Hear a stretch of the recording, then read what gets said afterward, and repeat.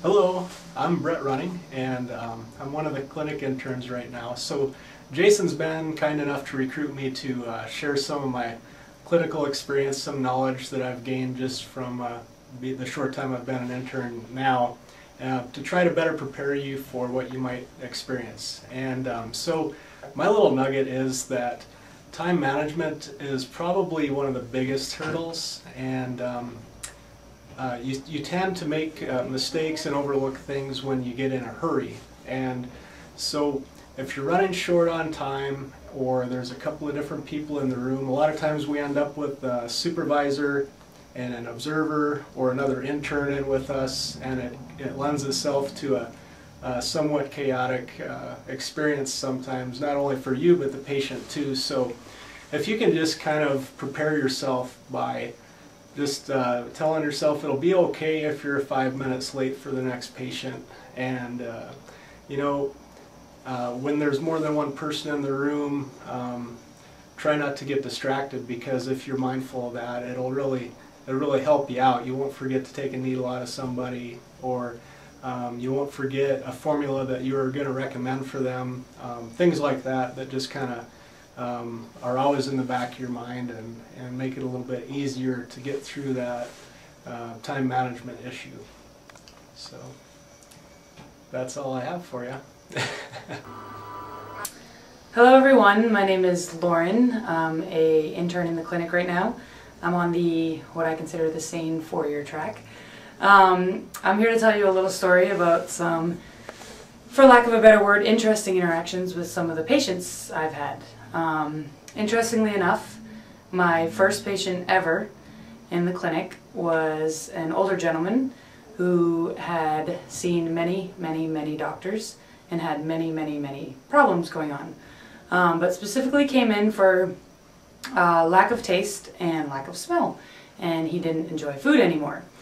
But when we were going through the extensive intake in terms of what else was going on with him, he was very adamant about showing us scars, and he was very visual in terms of making sure he wanted to point to the exact places where things were going on. So when we got to any reproductive issues, he had little tiny shorts on that a lot of older men wear, and he rolled up his shorts, and then he was telling us he had a catheter and started pulling out his catheter, and then pulled his shorts down and took his penis out and said, "And if you can make this thing rise, I'd give you $1 million," because he had been suffering from erectile dysfunction for a long time.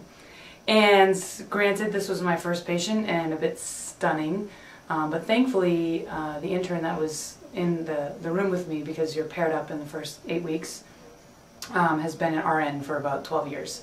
So she kind of nipped that situation in the bud and said, "Sir, we understand exactly what you're talking about. You can pull your pants up." And he, with her direct command, he immediately listened, and put everything away, and we carried on with the interview.